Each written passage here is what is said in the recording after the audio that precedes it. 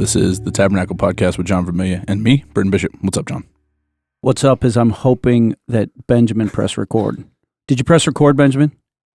Yeah. Sweet. Welcome back. You made it. You survived. You are a married man, Britton Bishop. I've made it. You made it? She's still in, too. She's still in? Yep, 2 weeks in. She's still in. You didn't scare her off? Well, she's staying in Grand Rapids tonight, but it's for a different reason. So no annulment. It's official. 100%. I saw her yesterday, and she looked like, or was it 2 days ago? Yeah. Whatever. I saw her this week when you guys were back. She looked happy. Yeah. The biggest moment for us so far was I've lived on my own for like 5 years, right?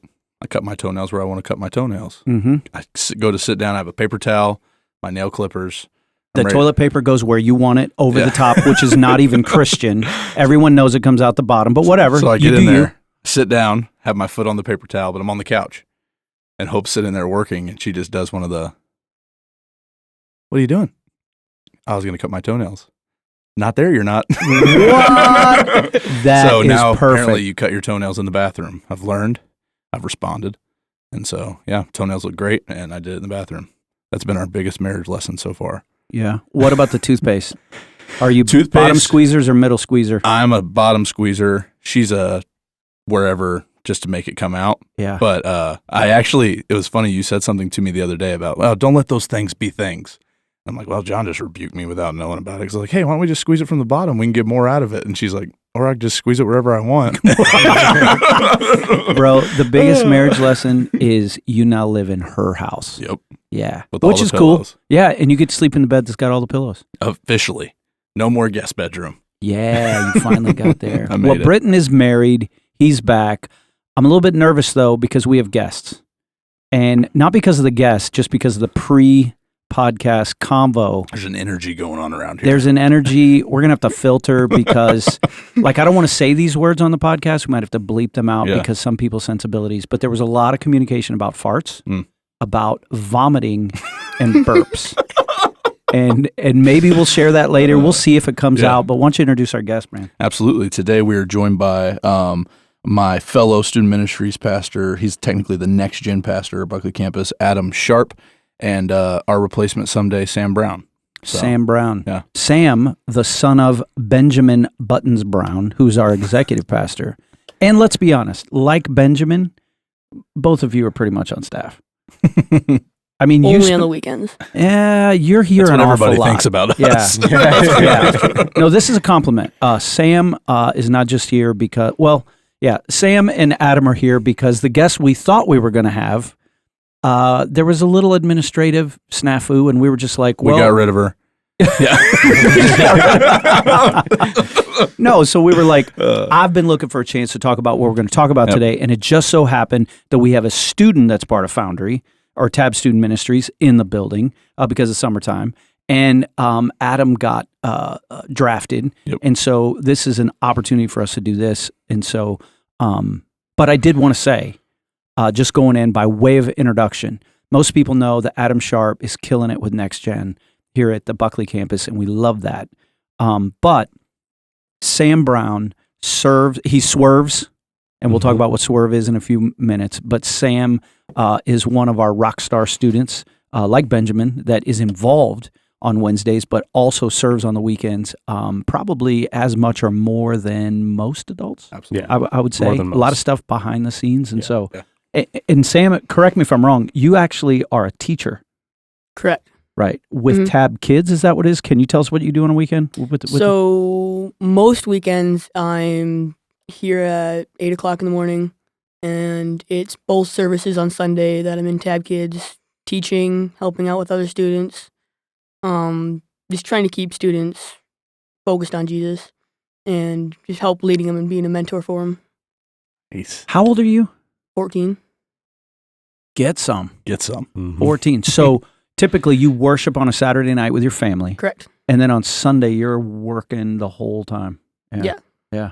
Which is similar, and not to make this a brag fest or make anybody feel guilty, but if Benjamin you feel guilty, does the that same. might be the Holy Spirit. Yeah, maybe that's it, And you're there all three as well, doing the stuff in the truck, as they say. So cool. And I want to note, too, it's not because their dads are on staff. No. That's a huge piece. Please say that loud and proud. Yeah, I've it's not never because asked my kid to do their that. dads are on staff. I think that's one of the things I love about the Tabernacle that was made clear, I think, to my now wife, to our families, is no one that serves in any ministry is doing it. We hired your dad or your mom. We didn't hire the whole family. And so I think that's a key piece. So I know both these dudes, and I know that the reason they serve is because they love Jesus and they see purpose in the ministries that they've plugged into. And so, yeah, and that's what I think really important for people to hear is it's not because his last name's Brown and his last name's Vermillion. It's because they love Jesus and they want to help other people get to know him. So, and you know what else they contribute to? You know, that whole team thing.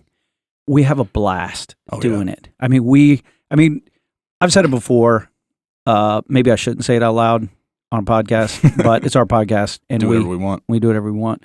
The Tab staff and even paid and unpaid, we pretty much roll like a gang. We're like a posse. We are. It's like a gang, and so it's like we're working, but it doesn't feel like it 100%. because they just contribute to make that happen. Absolutely. So, yeah. So what are we talking about? Well, we're talking about, before we jump in, talking about Tab students, let's talk about the fact that you're still in my chair. So you abandoned us for 2 weeks. We were able to get one podcast done without you. That is the chair. In fact, we were, before the one podcast that we did do while you were gone, I think Heidi Burgess was sitting right here and she asked, why does John sit there? And Benjamin was like, because that's where the host sits. And it was just like, that's just tradition. That's just what we do. And Heidi was like, oh, okay. And we get down here to do this one, and I told you have to earn that chair back. And you just sat in it. And well, I earned it back, but we don't have to say how. Let's be honest. You earned it back because you could throw me and this table right out the door. So it's a little bit physical intimidation. But that being said, I thought it would be awesome to hear about Tab Student Ministry. It's one of the most, if not, like next gen, in my view, from age 0 all the way to 18, is the most important non-worship service ministry of our church. So in order to have a church, just by way of theology, in order to have a church, you have to have people gathering around God's word. If you can add a guitar to it, great. If you can add taking up an offering or some coffee or, the sacraments or the community of fellowship and everything. But like I remember when we interviewed you, that was one of the things that, or for the position of next gen, which is age 0 right now up to 18 here in Buckley. I said, this is the most important ministry. And I see you guys nodding your heads. Why do you think next gen, and specifically student ministry, because that's what we're going to focus on. Adam, just to be clear, has both Tab kids and Tab students in Buckley. Your focus is Tab students, and you work together at both campuses, Buckley and Manistee. Why, in your view, is Tab students like so important? Yeah, I think ultimately what it boils down to is it's not even just that age range. This is just a time in kids' life where they're very formable, and we're seeing that if the church isn't taking discipleship and evangelism seriously within that age group, then somebody else will disciple them in another way. And statistics show 77% of Christians gave their life to Christ before they turned age 18. 95% is before the age of 30. And so based off those statistics alone, Adam and I both feel the conviction that we have the most important job in the church because 77% of our church is going to decide whether they're in or not before they leave our ministry. And so from a longevity standpoint and just to see the movement that Jesus is trying to do in Northern Michigan move forward, it's going to take a student ministry that's devoted to God's word, devoted to the gospel, and devoted to seeing students buy into that. And so, yeah, just statistically speaking, it makes sense to us to give our life call to preaching the gospel to students that want to hear it. And I think, too, this is a broken generation. This is a broken age group. Gen Z is probably I think it's the highest suicide rate of any generation ever, including the World War II generations and all of that. And I think that it's just because the world is telling them so many different things. And I think just to provide a space where there's consistency, there's a love that is genuine, and it's not this version of love that the world's trying to manufacture. Those are some burdens I know that I experience, and I know that in conversation Adam also experiences, but I'll let him kind of say if there's Adam, anything he what wants are you to thinking add. about Tab students? Why Tab students? Because you were actually our volunteer student ministry pastor in Buckley before we hired you to take 2 jobs, which is Tab kids and Tab students. But what do you love so much about it? Why do you think it's so important? I think back to my years as a teenager and a child, and thinking about how formidable formidable. Yeah. We'll just that say word. formative Years. Those are for me, or they were for me. And even as an adult, and I didn't realize it then, but as an adult, as I'm looking back now, seeing how much they shaped me, I think that's where a lot of my passion comes from is I know that these years are really influential for these students. And it is cool working at a church that like the leadership believes that, and the congregation, from what I can tell, believes that as well. Yeah, 100%. I would even to add on to that last statement Adam said, I think it's huge. Something that we both talk about all the time, and something that I've shared with Ben and I've shared with you, is that I have friends all over the country that are doing student ministry, and the support that we get as student ministries pastors at this church is unrivaled by anywhere in the country. And I think that just comes down to the burden that not only our lead pastor feels, but that our leadership team and our congregation and our board feel towards students. And so that makes us feel like we're doing a really cool job, instead of like, all right, well, I'm going to do this for 2-3 years. I'm going to move on to something more important. It's not a stepping stone. Yeah, because I think that the way our church views student ministry in particular is one that's in high regard, and it's one that's in priority. And I know a ton of friends that across the country that if you were to dial it down, and you could probably ask some people, they're glorified babysitters. This is where the kids go while the adults go do the important stuff. And that's terrible. Yeah, and so I love just the way this church views student ministry, not just the ministry in itself, but the people that are leading it. There's a ton of, I've never felt more respected as a leader than I do at this church, and it's not just about my feelings, but it makes you eager to do your job well when you know that people are holding it in high regard, because there's other times where I have friends in other experiences, like, it doesn't even matter what I do. No one's going to notice anyways. And so I think... Really? So these are youth pastors? Oh, 100%. Yeah, and especially because you and I both travel and speak as well. So we get in some of those environments, you get those late night conversations, and there's just these guys and girls across the country that are just exhausted, because it's just, one, the job of student ministry is a tiresome job. As much as slip and slide kickball is fun, there's a lot of late night Instagram, hey, this is going on, this is what I'm feeling, so-and-so said they're going to do this, how do we sort in? So, but I think just the support that we receive from our board and from our leadership team here at the church is huge. And so in front of everyone, I want to say thank you to you, thank you to the board, because it makes doing our job way more fun. And right. So, yeah. Well, so in Matthew chapter 18, I'm always reminded of this moment where, Jesus is talking to very important people. I don't know if they're on the board. I don't know if they're theologians or Pharisees or who they are, but they're talking about greatness. And it's that moment where he takes a child and he puts a child in front of them, literally says, hey, come here, kid, and he stands them in front of all of these big shots that, give us some real meat. I'm here at retreat, give us some meat, give us some deep theology, give us some real Fight Club stuff. Oh, there's the kids, right? Jesus, the Son of God, God in flesh, puts a little child in their midst and says, unless you receive the kingdom of God like a child, you can never enter it. And so I know a lot of people who look down on student ministry would be reminded that Jesus said, no, it's young people, it's youth. This is how we're supposed to receive it. It's not about all this knowledge and all this secret stuff. And then just from a pragmatic standpoint or a practical standpoint, the recent history of our church, the resurgence of our church, you can call it a revival, a resurgence, whatever. People are probably tired of me reminding folks that 30 years ago, this church was down to 20 people. And then it was about 18 years ago that we really got after student ministry. They hired their first student ministry pastor, yours truly, part-time. And this, just right here in Buckley, they were so hungry for it. Immediately, we went from zero to a student ministry that was bigger than the church. Boom. Every great revival in church history starts with young people. It starts with students, whether they're in high school or college. That's where it begins, because they're living that Romans 12. They're offering themselves like these two as living sacrifices on their own and saying, you know what, yeah, I'll serve. I can do that. And they want to be a part of it. They hear the stories. They're getting out of bed early on a Sunday. And, I was just thinking, you were talking about, the gratitude to be a part of a church that values student ministry. Without students, we're dead. We are absolutely dead in the water. We don't have enough people to serve without students. Not a cafe, not with ushers, not with tech. I mean, you go to Manistee on a weekend, they got all people that do not have degrees that are running all the technology, right? Yeah. And it's the same thing that, we see in Buckley as well. So there's a friend of ours, we've had him on the podcast. I can't remember, Uncle Charlie, when he was here talking about kids these days. Yeah. He and I share at least one of our favorite sayings. You find a church where the student ministry is happening. That's usually a happening church.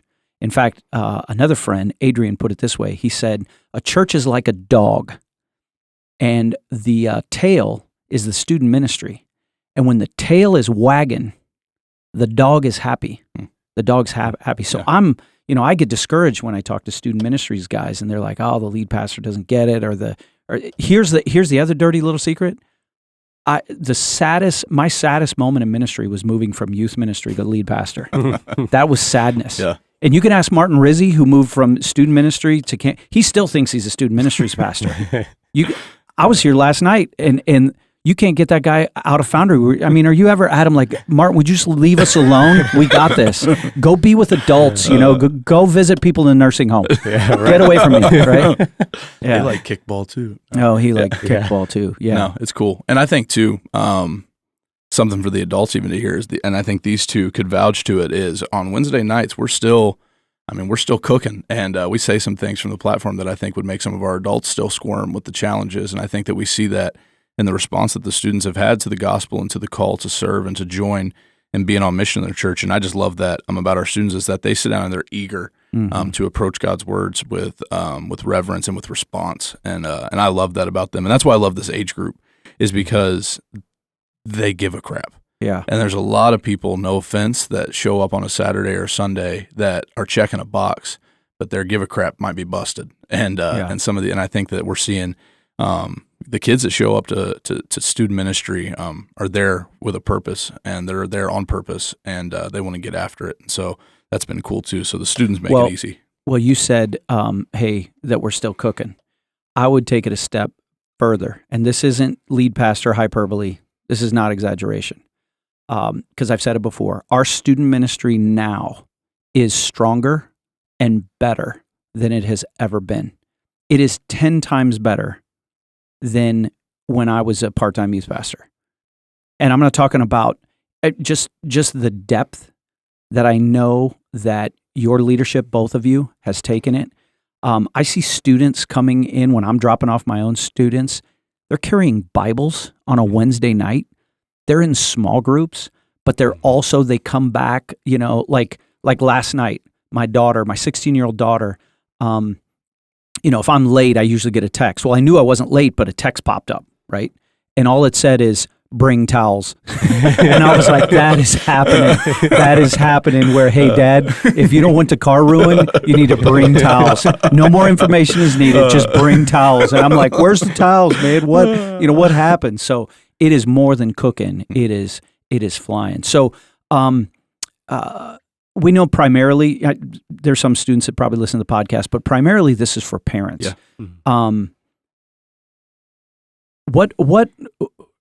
How would you describe like what happens with TAB student ministry? Like, give us the overview of what goes on, not on a Wednesday, just the overview of all the things that we have going on for students at the Tabernacle. Yeah, I think first and primarily something that we try to communicate often, that TAB students' mission and vision is to love God, love people, make disciples, and we want to see change lives just as much as well. And so something that that for parents to know is that the Tabernacle is the church, and TAB students is a ministry within that church, and that we think that is crucial for people to understand that our Wednesday nights and our camps that are going on and different stuff like that are just avenues to meet students where they're at and provide gospel content in a place that's relevant for them, in a language that's relevant for them. And I think that our Sundays do a really good job of that as well. But that's kind of the goal behind Wednesday nights. It's more of a pared down. We play games, which usually, sometimes we don't. I don't know. Adam and I have kind of changed that. I don't know if the kids like it or not, but there are times where it's like, hey, I'm not playing any games this week because we're going to get after it with the Bible, and small groups are going to last 45 minutes. And so our Wednesday nights, a typical Wednesday night, if you showed up, is you're going to check in. There's going to be free dinner provided by volunteers at both campuses, which is really cool. We have meals teams at both campuses, so him and I don't have to think about food. We just show up on Wednesdays, and it's 6 o'clock. So like busy kids in the school year, they show up at 6 o'clock and there's food. Yep, 100%. There's dinner. It's not just like, oh, hey, there's a you can go look at that ice cream sandwich and 4 of you can share it, but there's dinner prepared by members of our church. And then while they eat dinner, usually at both campuses, we throw it old school. We got GameCube set up. That's not because we can't afford Xbox Ones. It's because we don't want to. Because all these kids have them at home, and I know I can beat them at GameCube, so I have GameCube. Nice. So we're rolling Mario Kart, Super Smash Brothers. We usually in the warmer months, and for these Michigan kids, that's also January. We have 9 Square set up, which is a cool game in the air. Everybody gets dizzy and spikes on Dom Krosky. He's just standing there in his Crocs. Because he's in his pink Crocs with Hello Kitty badges. Yeah. So but playing games, just engaging with one another in relationship. There's adult leaders that are present there. So I believe in Buckley we have over 20 now adult volunteers. Yeah, right around there. Yeah, around 20 adult volunteers on a Wednesday night that are there for the students. They're not there to hang out with each other. They're not there because they need community service. I've seen them. Yeah, they're there engaging with the students. So at any time you'll see a Dom Krosky, Bryce Guernsey, a Emily Wagner, or Corey. Who's Corey bigger Grimes. than all of us. Yeah, he's security, so your kids are safe. Or you got Uncle He's on the stand strength team and can bend metal bars with his teeth, which he has done on stage, I believe. Yeah. And then you got Uncle Bill out there bullying all the kids, but so you'll see that, and then from that point, we'll transition into a time of teaching. And so we bring the students in. We usually have a dope bumper video made by our David Hoflinger. So student ministry still, I think some of ours are cooler than even what you guys get on Sundays. 100%. But we have to turn ours down because there's always like some epic, like right now we're in the blood, sweat, and tears, and it's like the bass. It's like, oh, you know what? Some people are going to struggle with the hearing aids. You're going to have to dial that down. My favorite is when kids get hype. Like we just did a series called The Gospel, and it's just Billy Graham preaching.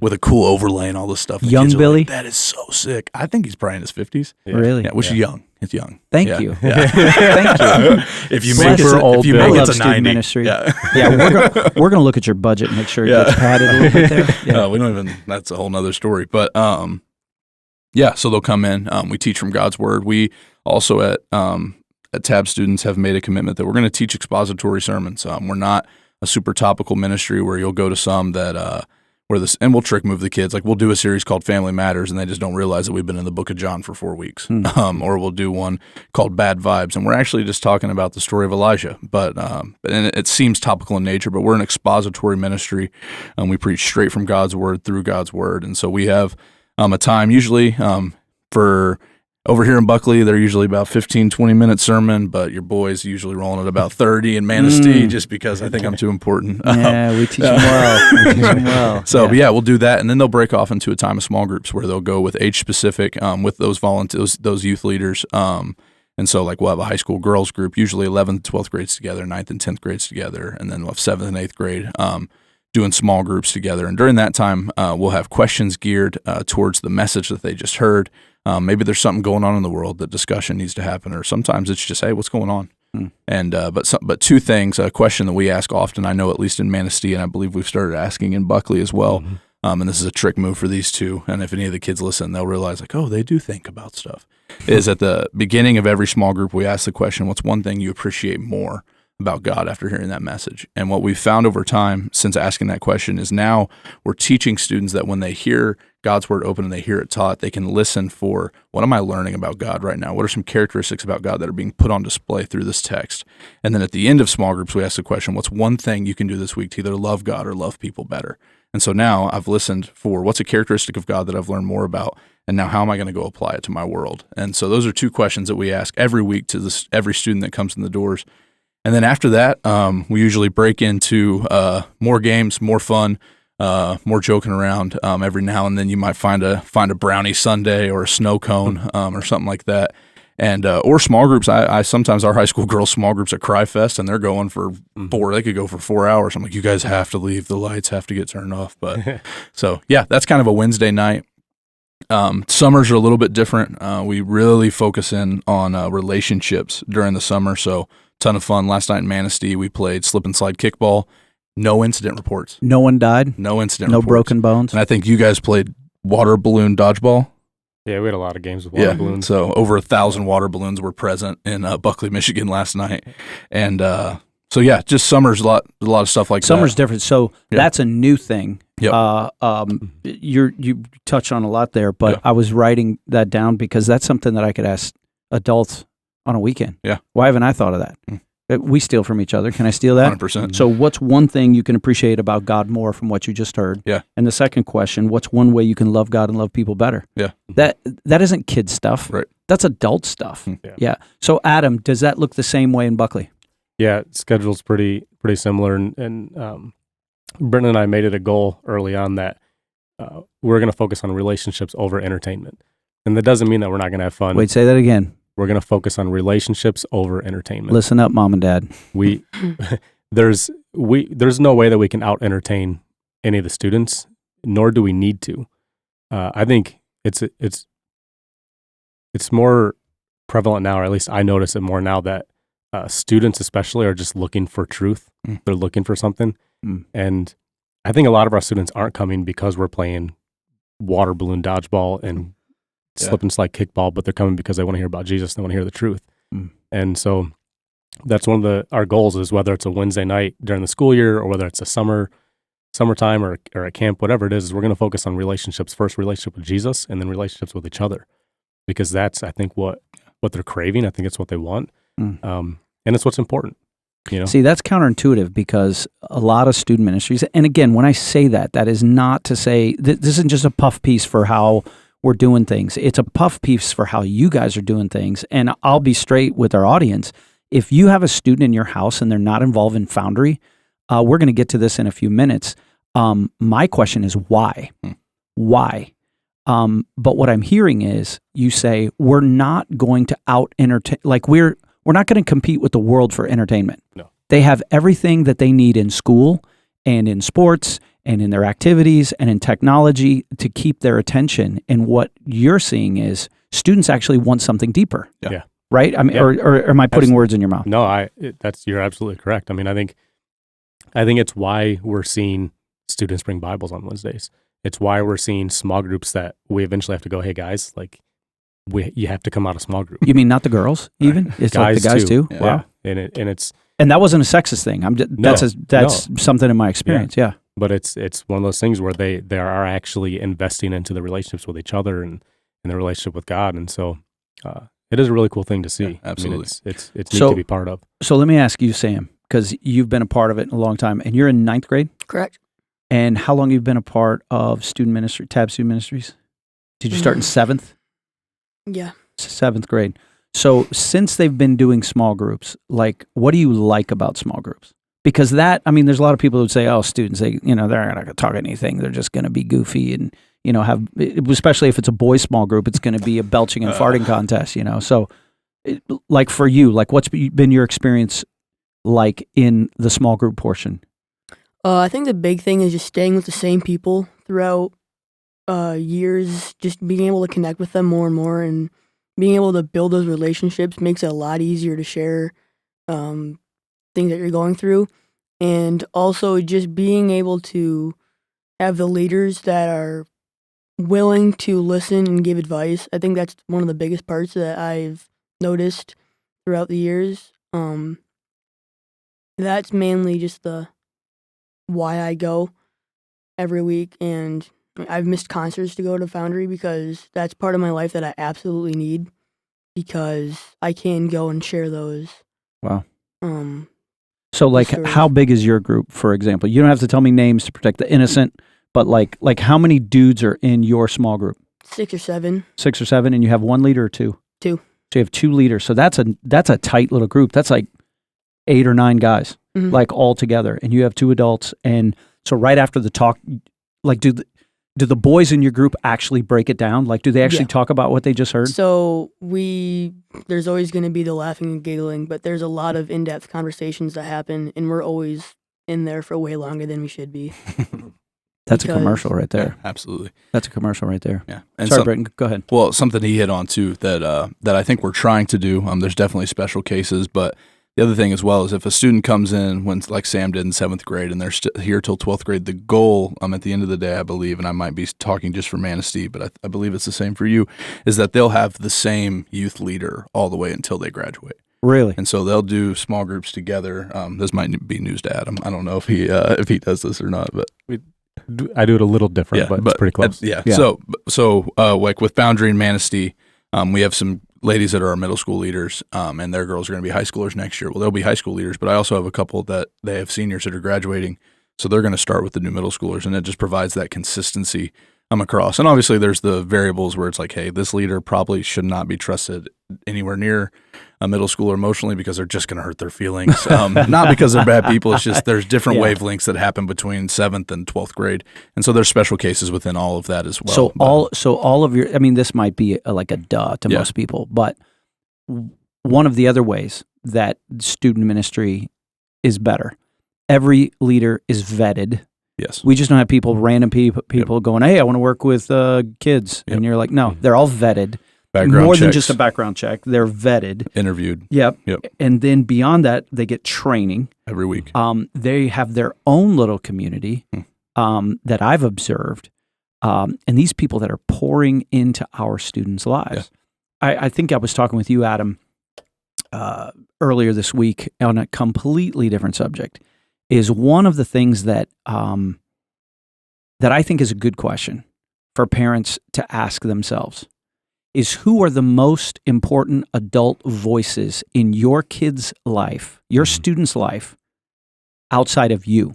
Yeah. So like we're big here in saying, hey, parents, those of you that are listening, I don't care if you've been a Christian for a minute or you've been a Christian your entire life. You are your child's first pastor. Mom and dad both. You're the first pastor. Everything else is supplementary. But for so many students, and this breaks my heart, the second and third and fourth most important adult voice in their child's life is a teacher or a coach. Mm-hmm. And let me back up a second. That's no offense to teachers or coaches. I've been a teacher and I've been a coach. But if that teacher doesn't follow Jesus, or if that coach doesn't follow Jesus, where is the youth pastor? Where's the student ministries pastor on that scale? And I was looking back at my own experience. My mom and dad were my first pastors. They were the most important adults speaking into my life. Outside of my family, aunts, uncles, grandparents, the most important adult in my life was my youth pastor. And I'm friends with him to this day. He's a mentor to this day. He lives in Traverse City. He's retired now, but he continues to be a mentor in my life. And what breaks my heart, and I'm not trying to get you to say, yeah, we should be the most important kid. I'm saying Britton Bishop, if you go to the Manistee campus, or Adam Sharp, if you go to the Buckley campus, should be a very important voice in your kid's life. And I'm going to go out there on a limb and say it should be more important than any of their coaches and any of their teachers. Unfortunately, for some reason, culture, that's not always the case. So you have the microphone. We don't want to beat people over the head, but let's talk about the fact that, someday, God's going to want to know what your kid's 3-point shooting percentage average was, and did he, play college ball, as opposed to being student minister. Let's just do you have any thoughts on that you want to share? Yeah, I have a lot of experience on that. I think a lot of my life was directed towards playing the sports. I was a guy that was super plugged in. Yeah, I played at the second highest level you can play football in America, and ultimately at this point in my life, I have nothing but some injuries and doctor bills is what I have left. But you told me a great story. Yeah, I think that story needs to be absolutely. told. Do you mind sharing that story? Yeah. And this story, if it's the one I'm thinking of, the one about your friend who was he was sunshine. Yeah. He was the great quarterback on your high school or on this high school team, and this isn't meant to guilt trip. It's about perspective. 100%. Because I still see parents. Well, I'm getting ahead of myself. Yeah. You tell the story. Yeah, no, for sure. I remember I was a freshman in high school, and I'm from the Tulsa, Oklahoma area, which is a big football state. One of the biggest in the country. If you had top 10 for sure, if you ask me. It's Friday Night Lights. Yeah. And so, but I just moved to this community, and we had like a team meeting beforehand. And just to give a perspective to the Northern Michigan folk, there's probably over 120 athletes at this meeting that are going to play high school football the year 9th through 12th grade. And we're sitting down in this meeting, and we had a coach, name was Coach Craig. Love the dude. But I remember he was kind of setting the tone for us as we were beginning, and we were a team that was projected to be pretty successful that year. And we had a good quarterback. It was a guy named Alec, and Alec was a good quarterback. He was your perfect size, like 6'3", like 210, had a cannon. Was he blonde? No, he had So like he this didn't look little like curly Sunshine. hair. Yeah, Oh, yeah. okay, all right. But had an absolute cannon. But I remember we're sitting there, and Coach Craig's telling us, "Hey, summer weights start this week, and if you don't show up, then I can't promise you that when the season starts, you'll be there to play." And I remember that was a scary thing for us because football was our god, unfortunately, at that time. And what Coach Craig said was what we did. And weights are starting this week and all this. And there's kind of this other thing that goes on that week in Oklahoma. And it's a bigger camp, but in our community, it was that week. And it's this camp called False Creek. It was a church camp. Yeah, it's a church camp in the mountains in Oklahoma. And there will be over 10,000 students there. It's a huge deal. The church takes over 100 kids. 10,000 students. For 10 weeks. They see over 100,000 students in the summer. Okay. But it's this huge, awesome camp. And every year, Harbor Church, which was the church that if I would have said I went to church as a kid, that would have been the church I went week 1. First week of June, first full week of June, we're going to False Creek every year. So it's a conflict with the weights week. With Summer Pride starts week 1 every year. And up to this point, coaches have been flexible and stuff. We had a new standard, right? We're going to win state championships. We're going to be the football team we're supposed to be. And I remember this dude, Alec, was not going to go to weights because he was going to False Creek. And all of us went to weights. We didn't skip. Didn't he give a speech or something? Did he say, "Hey, coach"? Yeah, he just, "Hey, I'm not going to be there." And what was the coach's response? Because you made it real dramatic when you told me. Yeah, he told me he's not going to play week 1. Yeah. I mean, it's just this whole thing that if you're not going to be here for this, then you won't be here for this. And okay, that's you fine. got to make your decision. Yeah. And he goes, "Well, I guess I do, coach." Yeah, and you have yours to make too. And he goes to False Creek. And but I remember the biggest moment was we roll out for the season, still have an awesome season, even though our quarterback went to church camp. Right? It's crazy. Well, didn't you tell me that he was the only kid? Yeah, he was the only church kid or the only football kid that went to camp, and all the other church kids. Oh yeah, we were afraid, and you 100%. stayed and lifted weights. Yeah. And so he goes to False Creek or whatever, and there might have been a couple that you just don't remember because there's 120 kids and they probably weren't that good. Yeah, it sounded better the way you said it yesterday. Yeah. But it was a preacher story. He was the only one. Yeah. But he goes and season happens, all that stuff, and then the next year rolls around. It's spring in Oklahoma. We do spring football. We have this meeting.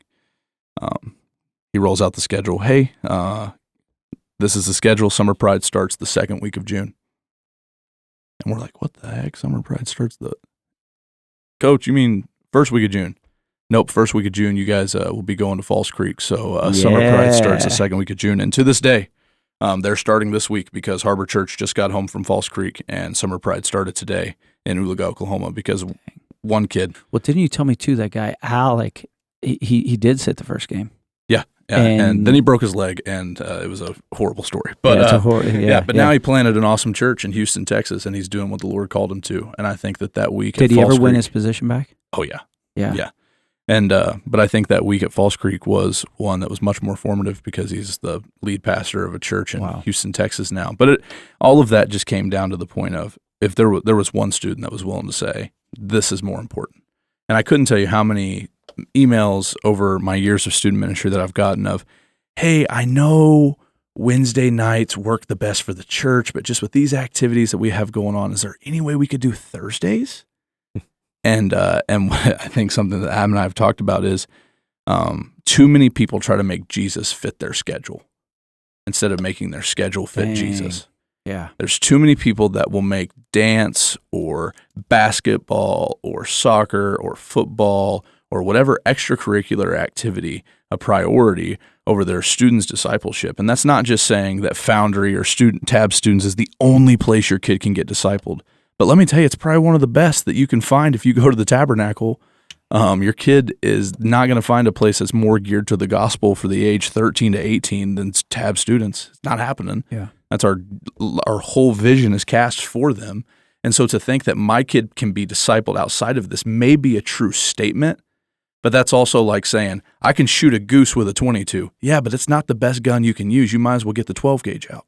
So if we're trying to disciple our kids, you can continue trying. There's a way to do it, but why do things the hard way? When there's a ministry at our church that's geared towards it's funded, it's 100%. Devoted, It is staffed. It is well thought out. And it's worth Yeah. going to. And that's not just because I serve there. But I don't know if Adam has anything to add to that. I'll get on a soapbox. Yeah, well, no. That's a good soapbox to be on. And so if you're still with us on this podcast, so he makes a statement, too many people try to make Jesus fit their schedule. And I know as a parent and as a coach and as a pastor, like I see this from all sides. I know one of the big frustrations for you because like during soccer season, you're like, got to get them games off Wednesday, coach, and I'm trying my best. Yeah. So we're dealing with other schools. We're dealing with athletic directors. Yeah, what's the athletic director's name I got to talk to? Yeah, Mr. Todd Frazee, if you're listening, Wednesdays are a terrible time for soccer. Wednesdays are terrible days for any sport Yep. on that. But so too many people try to make Jesus fit their schedule. That's true for adults, but that's true as parents with adults because, you're thinking, man, I got to get my kid in 4-H. We got to go to the fair. We have to have time for our vacation. And sports are important. Mm-hmm. I'm not going to, we played sports. I see character developed in sports. That's how I coach our teams. I know for one, and I'm not trying to justify myself, but on Wednesdays, if we have a practice on Wednesdays, if a kid says to me, I got to leave early and it's for something dumb, I'm like, why? I'll give them a hard time. If it's because I'm going to Foundry, I'm like, get out of here, go. Or coming back from a game, if it's local, if it's close, we'll have the bus stop right outside Foundry and drop off the 3 kids out of the 18 that want to go, hot and sweaty with all their gear. My daughter Gabby rolling off the bus. But from your perspective, how do you see that? Is people trying to make Jesus fit their schedule instead of fitting their schedule to Jesus, especially as parents with students? Yeah. Well, I think I want to touch on like you said, we don't think sports are bad. Not at all. And we don't. Because one of the cool things that I've seen is, like with your soccer team or whatever it is, there are relationships being built there that are bleeding into Foundry. That they're now coming into TAB students. I'm seeing players start to come because some of your players do come here and they invite them, and so that's a really cool thing Or because too. you've been honorary coaches sitting on our bench. Yeah. Yeah. Well, there's an open invitation for student ministries pastors. We've been sitting on our honorary bench. coaches, but we don't have any gear. I know, weird. I got one T-shirt. You got a T-shirt. Yeah, I have a T-shirt too, but Yeah. I've seen the other stuff they have. Yeah. Bishop, you told me that shirt didn't fit. So I promise on the next one. the hoodie would fit. Yeah, Wait a minute. What were I those got you a jackets? shirt that fit. You did, but Yeah. man, I think those nice. those jackets. I don't know. Really? Was your Hey, shirt sorry. Adidas? We Yeah. interrupted you. Yeah. Okay. I think talking about the schedule fitting Jesus, I think a beautiful picture of a lot of people doing it the right way are the leaders that we have that are part of TAB students. You said earlier, here in Buckley, we've got 15 to 20 leaders that show up every single Wednesday. And there are times where it'd be much more convenient for them to not be there. They have families, they have lives, they have all kinds of things going on, but they make it a priority to be there. And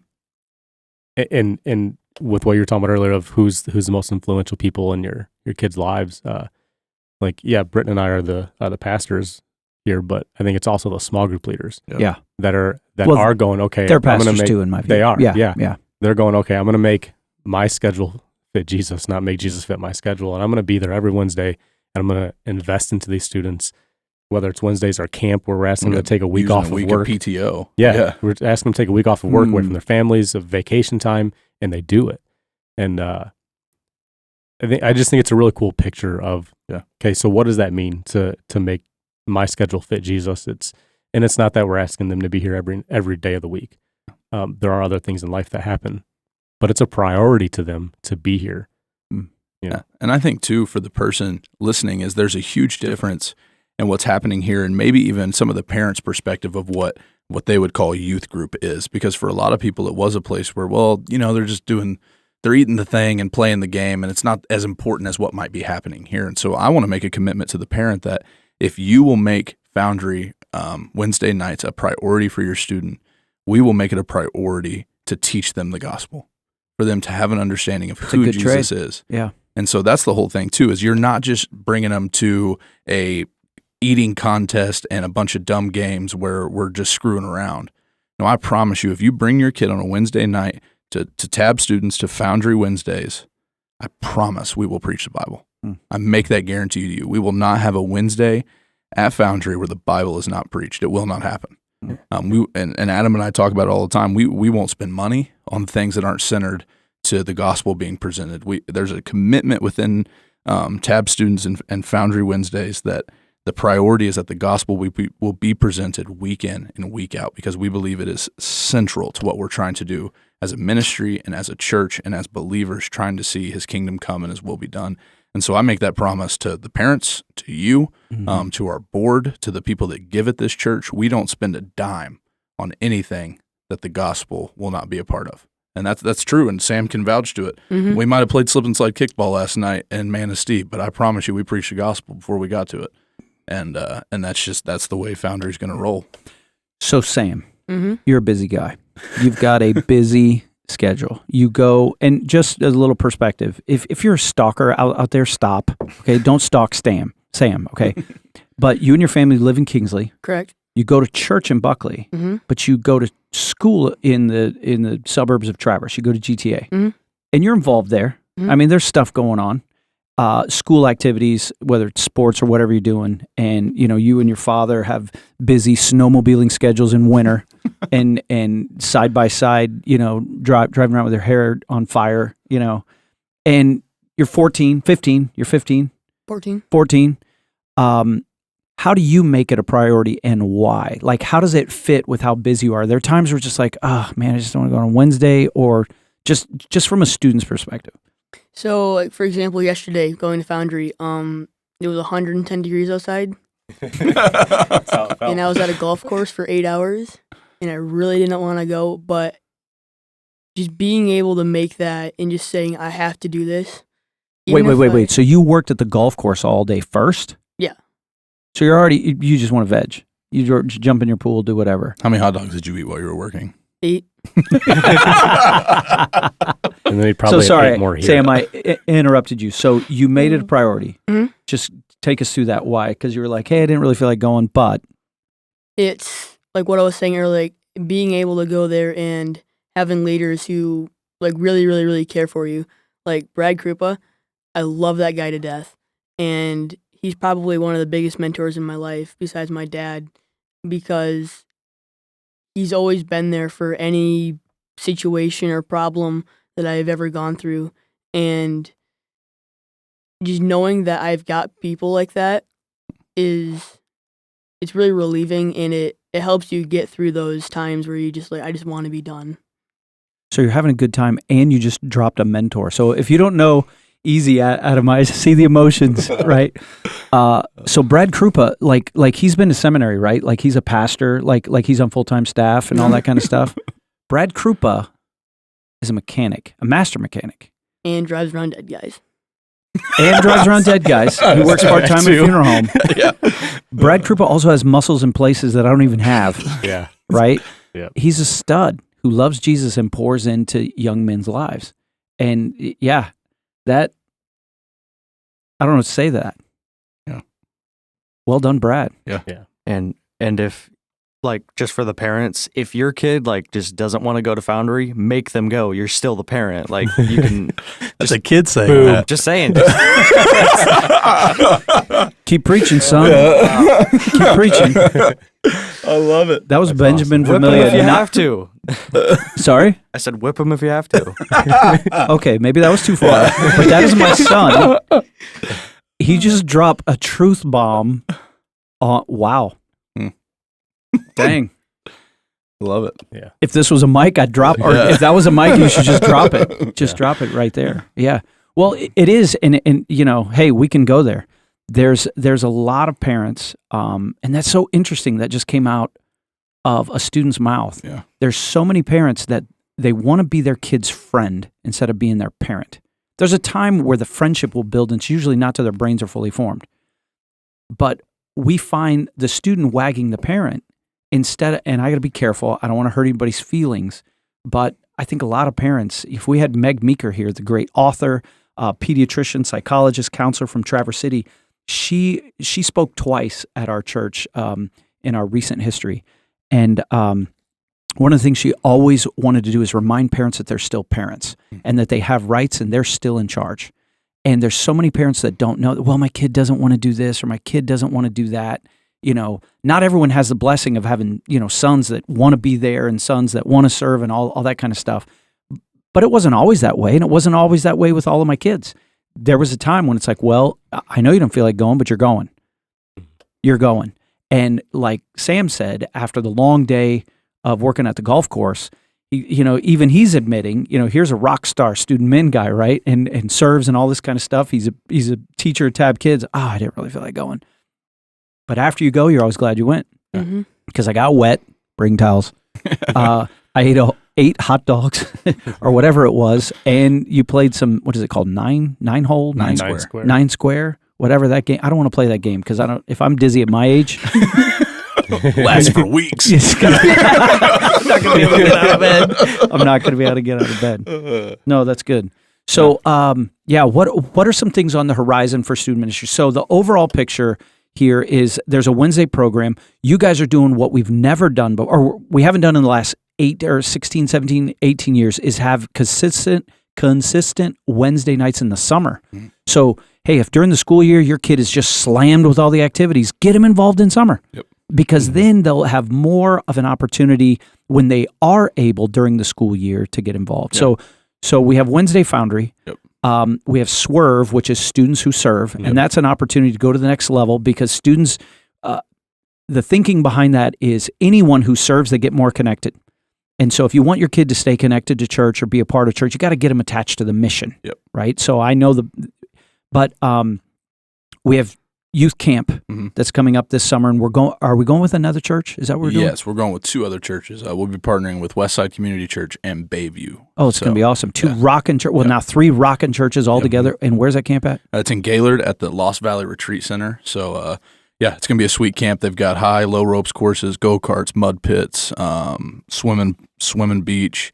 You name it, it's going to be going on. And of course, we're going to play Frizzbacher and all that stuff too. Speaking of, if you're listening to this and you have a big van or a bus, or we need a bus. We need a van. We need to get some students there. We need some transport. We need people to commit. We need help with that. How many we need for Buckley? 15? Probably, yeah. And we need 15 adult volunteers that can pass a background check and have car insurance. Check, Wow. That want to drive students to camp because we looked into it and buses are expensive. Yeah, we were going to charter. And schools don't want to rent to us. No, yeah, too much liability. So don't contact us and be like, ask the school. Already, we've asked every school too. We didn't just ask Buckley. Every school. We asked Buckley, Mesick, Kingsley, TCAPS, Manistee. Is there any other? I asked Onekama. I asked Frankfurt.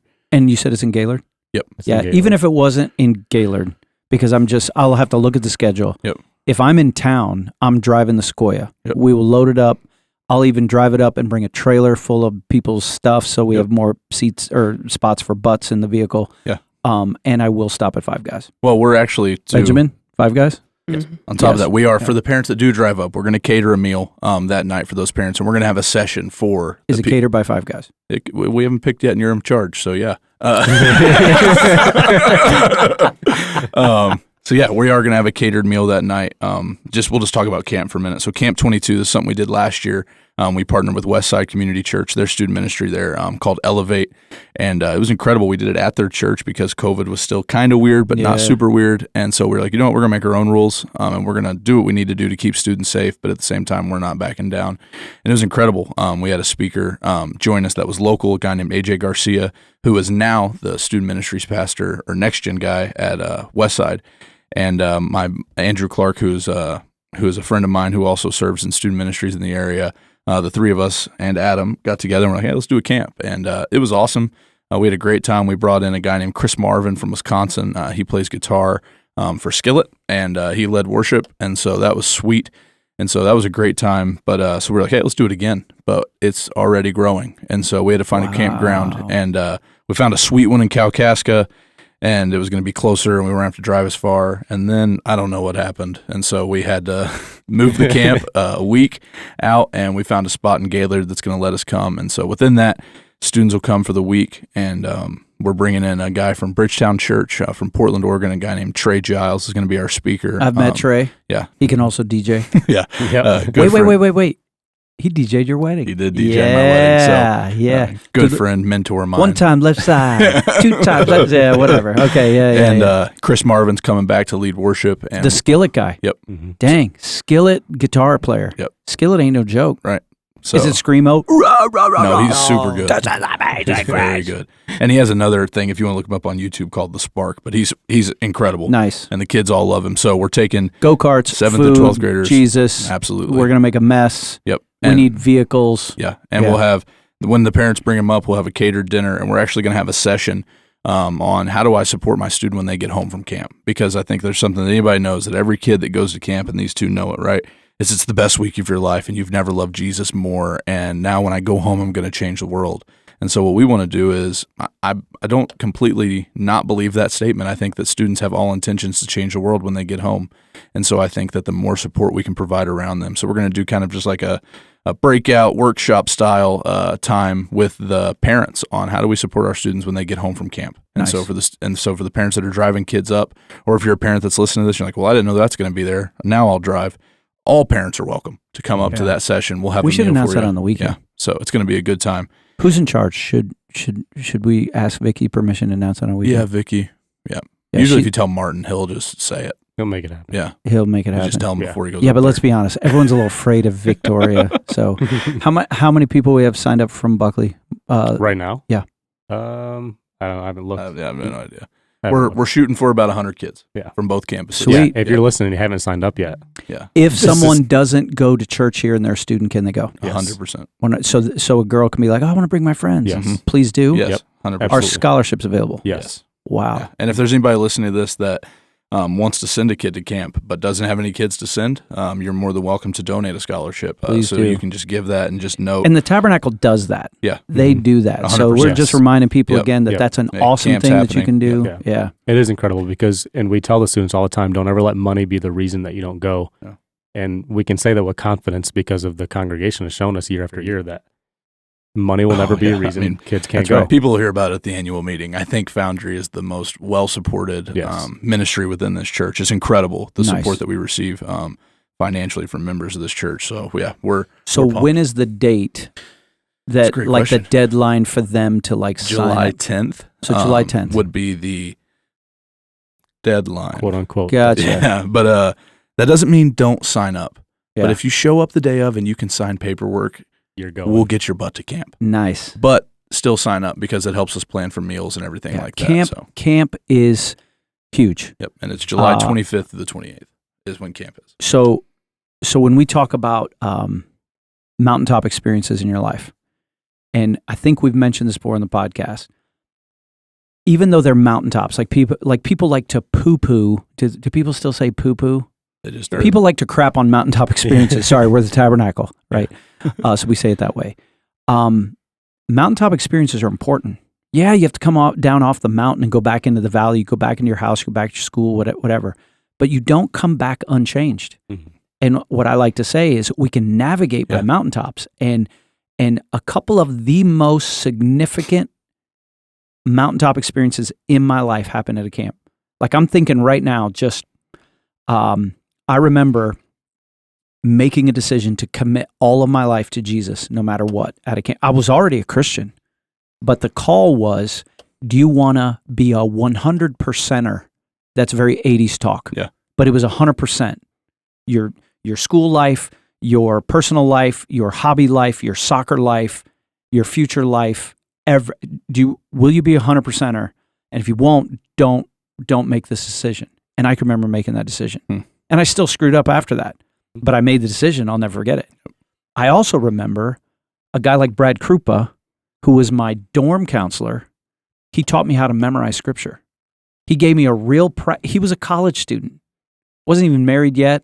You know, he didn't even have a degree yet.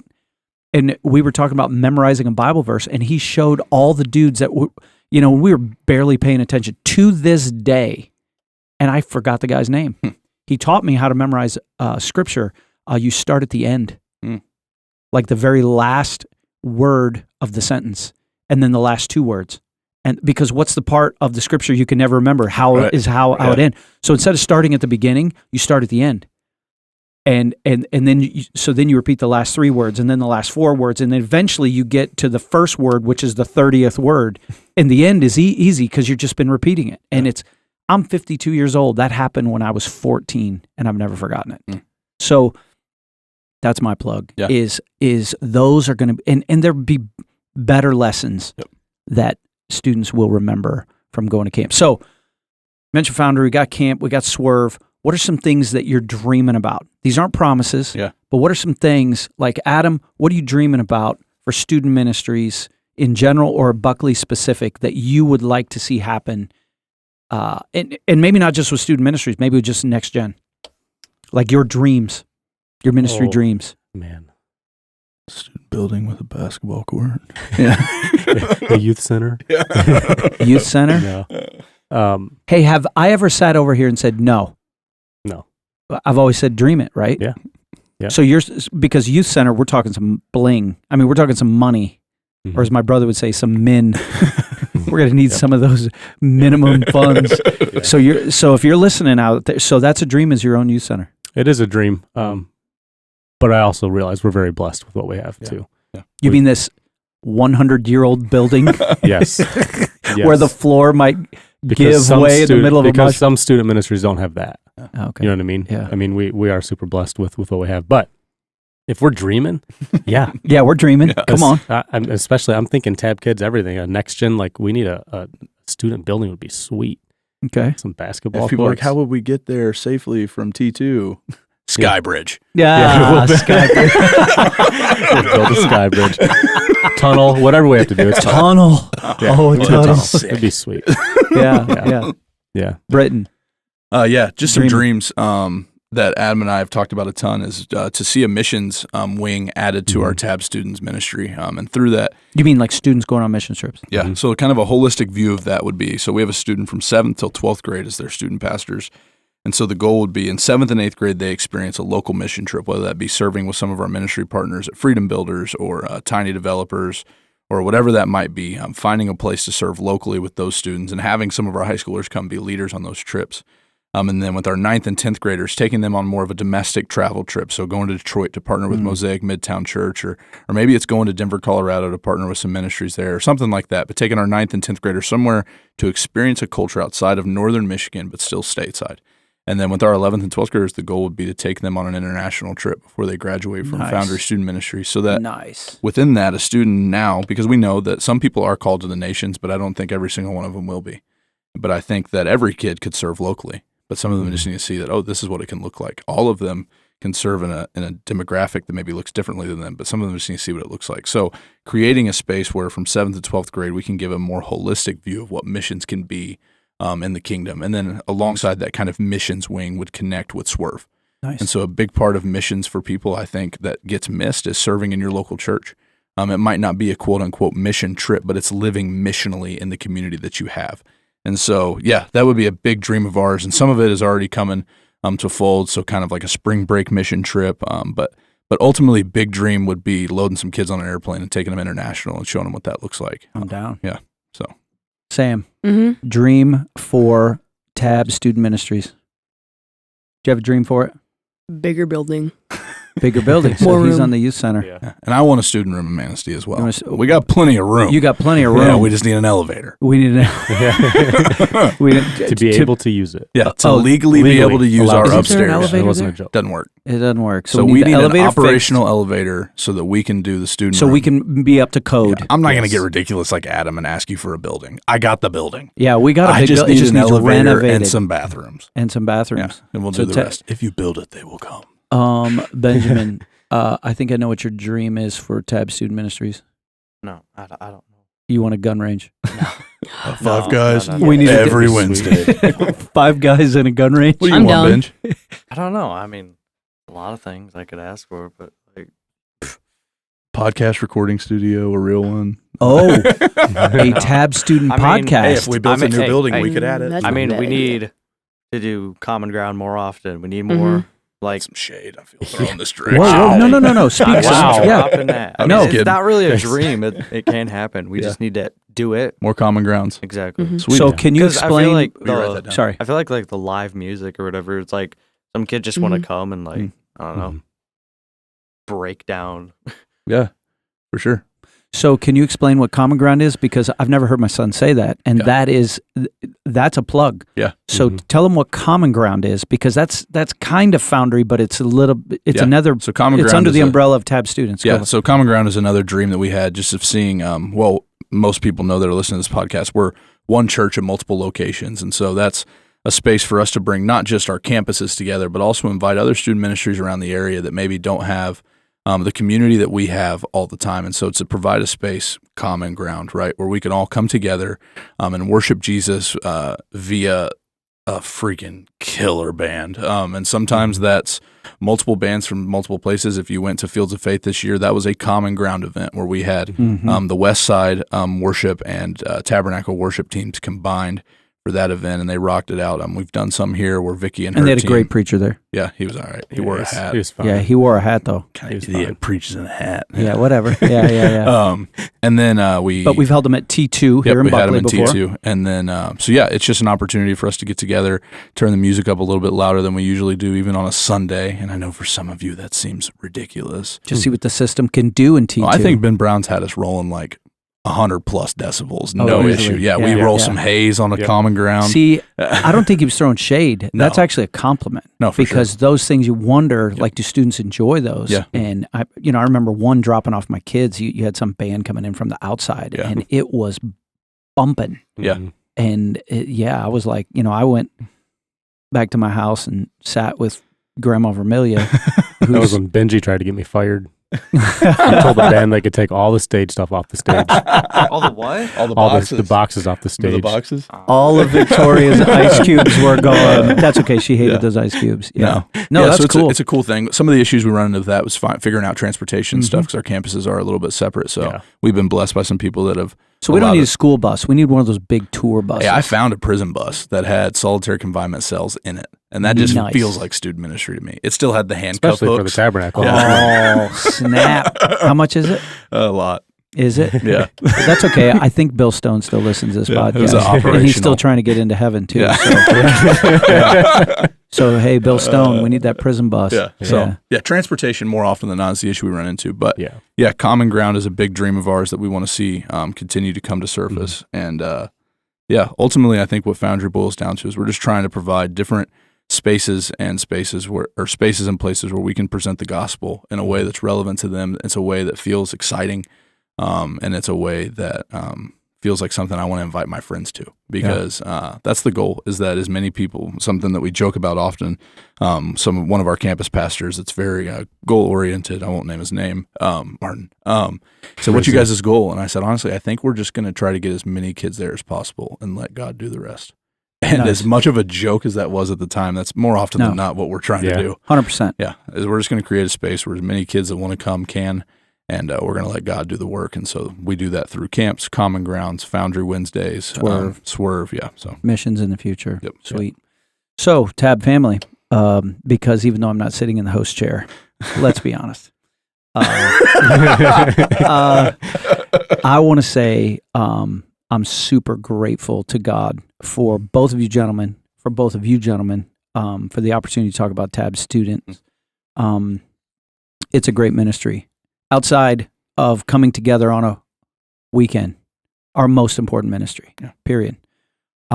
Because young men and women are making big time decisions and are learning to follow Jesus. They're learning His word. And I'll just throw this out there too.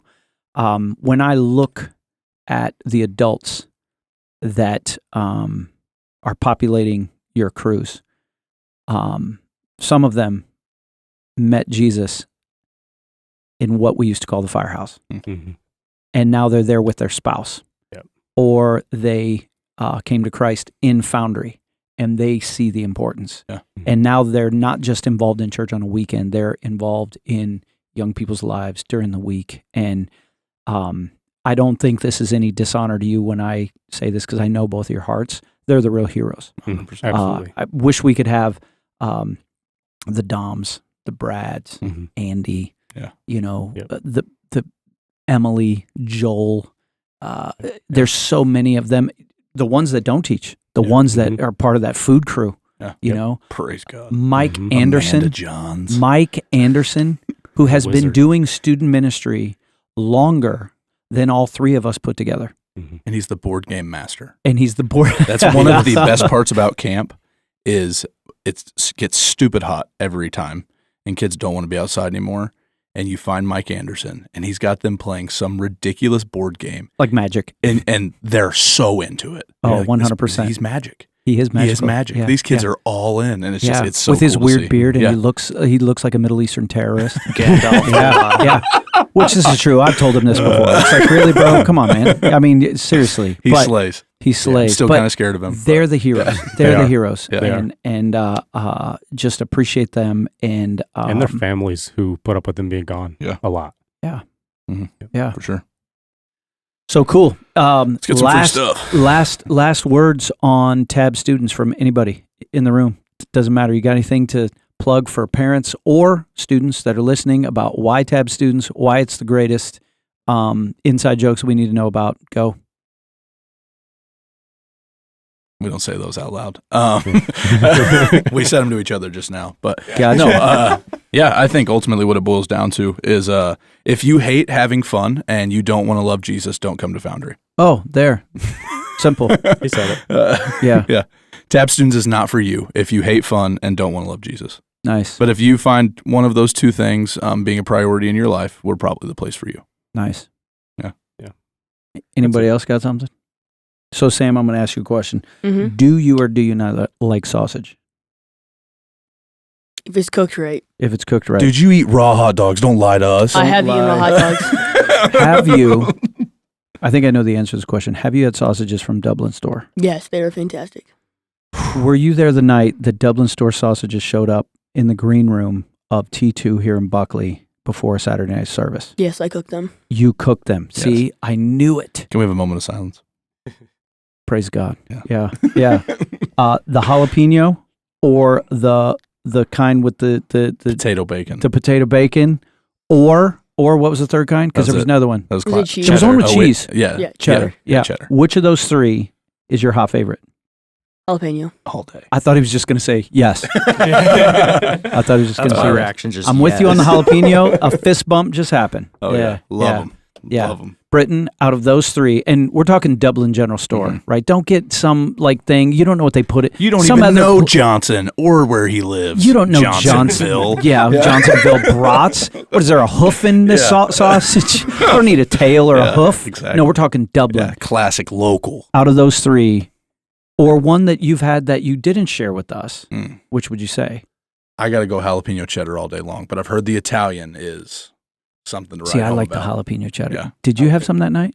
You Not like the that night, but I've jalapeno? had them in jalapeno cheddar. Yeah. Is where it's at. Benjamin, which was your favorite? I don't know. They were all good. Just yes. Yeah. Oh, so, just yeah. yes. Yes. But I still want to try the blueberry. but Yeah. if 'Cause I love all blueberry. those people who are listening that were making their mouth water, if you, I'm gonna say it. If you serve, you can get. Oh, we serve at the green room. Should have served. If you served on a weekend, you would have got some. well, if you'd have got some. He's Saturday- dropping the guilt bomb. If you Saturday get some, nights are you the can most get fun, just, some. you know. Absolutely. Even if you're just working Saturday or just one day, do it. Saturday nights are a hopping night around here. I'm excited Mhm. to see what a Manistee Saturday night looks like someday. Oh, it's gonna because you be- guys have more restaurant oh, yeah, options. it's than gonna we be do. jumping. Yeah. Yeah. So, Dublin Store, we love you and we love your. Absolutely. We love you, Yes. but we Shout love out your to the sausage Fisher better. family, just in general. The Fishers in Yeah, general. They just yeah. kind of, I think they own Wellston, just in all of it. Yeah, pretty And much. so, yeah, shout out Fishers. Yeah, but not just because they own all of Wellston. They're incredibly generous with their time. Yeah. With who they are, they're great people. Yep, So we're 100%. grateful for them. Trace Cakes. Trace Cakes. Trace. Is she on hiatus? No, she's wrapping up the school year. We're gonna give some grace. Wrapping up the school year. School ended 2 weeks ago. but- okay, well then take that away. Oh, Yeah.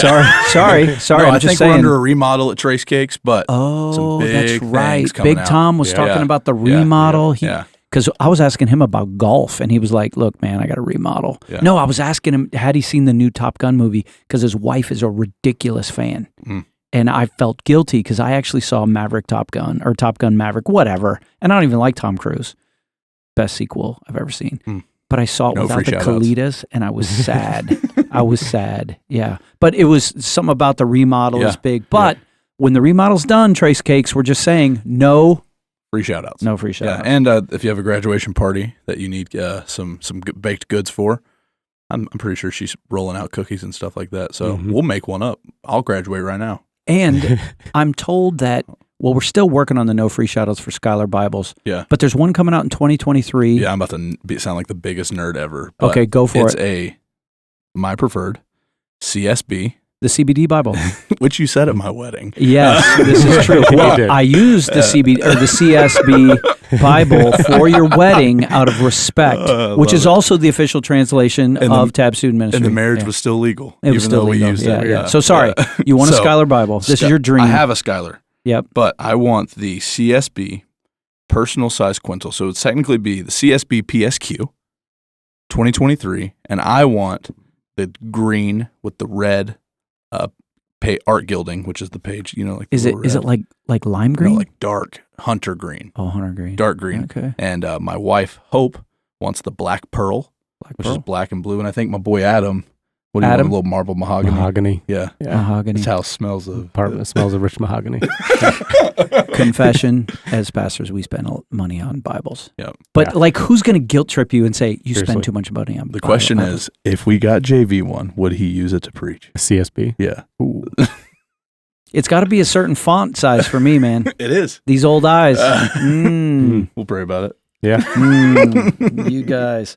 Last but not least, no, two more things. We want to remind you that the complaint department is open at Yep. the Tabernacle. 100%. If you have complaints, we want to hear your complaints. You need to take your complaints to Bill Stone. He is the volunteer. He volunteers his time diligently, faithfully on behalf Yep. of our church. Yeah. All complaints, he said that he will field them first, and he will direct them to the proper place so we can get your complaint squared away. And If the you're thing really is, angry we didn't have a podcast last week, just go talk to Bill. and Yes, the thing is, exactly. he actually will. Yeah. Because he'll probably have just as many as the people come. Yeah, this is possibly true. This is possibly true. So you will not be judged. You'll find Yeah. someone to commiserate with. I'm with you, man. Yeah, 100%. But the Bill Stone Complaint Department is open. Open. Yeah. He attends the Buckley campus most weekends, and you can find him through other sources if you want. And if you have questions, if you have comments, if you want us to answer a question on the air or on the recording or whatever you call, what do you call that? On the cast. Yeah. On the VOD. Is it a VOD? No, Are it's we- not a VOD. VOD is VOD's over. it's so 1999. Okay, so we're just a podcast podcast. with video. Yeah, we're a podcast. You can email us. Please email us. Yes. We want your feedback. We're asking you for feedback. We want feedback. If it's hurtful, Britton won't read it to me because I'm a real sensitive guy. Just if you want to say something mean about John, send it to me. If you want to say something mean about me, send it to John. Exactly. So then we can use it against each other. Right? But it's tabpodcast@thetabchurch.com. Yep. Once again, tabpodcast@thetabchurch.com. If you got a question about anything, could be theology, could be Tab Student Ministries, it could be an old podcast, it could be why don't you have such and such on the air? But we want your feedback. If you don't want us to share your name, we won't share your name. If it's profane, we probably won't share it. If you don't care, well, then we will share your name or at least your first name. But that's tabpodcast@thetabchurch.com. Yeah. And if there's anybody that is a producer of plain black shirts, obviously we need more. Yeah, because obviously You some guys didn't get the memo. Benji's over there in black. We My got the bad. black. We blend in, so we're It's the floating uniform. heads. To be fair, I didn't know I was in here until 10 minutes before we came in. What are you talking about? Neither We did planned this I. weeks ago. Sam's over here looking professional, and we're I know. all, yeah, that's bad. Well, at least I got a collar. It's collars on this side. Yeah, whatever. So, Love it. Sweet. Well, hey, welcome back to can the I do host this? chair. Can I do it? You're married. Okay. You're varsity. The best part is I won't be here next week. Oh, or you the punk. next week. don't tell them that. They won't listen. Yeah, they will. It's Okay. usually better without me. There's a Yeah, rumor that's true. that Seth Bush and Ben Brown are going to debate it, whether multicam or Kuyu. No, Sitka Sitka, versus Kuyu camo. Yeah. Did you guys ever cover Ben's transition to tennis shoes? No. Nope. Okay. That needs Yeah. to happen as well. That's a groundbreaking Your father, Pastor Ben Brown, is Mhm. transitioning. Not in the way that you would think. He's transitioning from keen 15-pound boots, and I'm talking about per foot Oh, yeah. because they're steel-toed. Mhm. I've looked at there's a lot of leather and They rubber are on that. massive boots. Yeah. And the first time he showed up in tennis shoes, I think they were Nike, Yeah. Gray Nikes. gray Nikes, almost white. Mm. People thought he was having a nervous breakdown. Is this the end? He's been on stage with We those were at the things. store and we were Preaching like, "What are you doing? What are you doing?" But I'm We'll cover getting that some in a shoes. What? Wait, no. This is good. Keep going. And he gave it. Yeah. So He you're at was the just- store. Yeah, he was just at the store and he goes over the tennis shoes because he started running. And he was just like, "Yeah, I'm just looking for a pair of tennis shoes." And I was like, I about passed out. Like, "You're buying tennis shoes." One Sam more- Brown about passed out. One more time, tennis shoes. Yeah, I'm looking for tennis shoes. Nope. This is wear, a kid you who wear can work work. boots. He can work all day at the golf course, rally, go to Foundry, eat 8 hot He had dogs, 16 hot dogs total that day. 16 hot dogs total in one day, not pass out. But seeing his father, the legend Ben Brown, buying gray, almost white Nike tennis shoes, you almost passed out. Wow. Love it. And do you know what his response is? They're so comfortable. He's amazed. He absolutely loves them. He absolutely loves them. You guys He's should bring some transitioning. sweatpants sometime. It'll change your life. You better wrap this up before we get Oh, love it. Well, stoned Tab to family, until next time, this is Sam, John, Benji, Adam, and Britton signing off.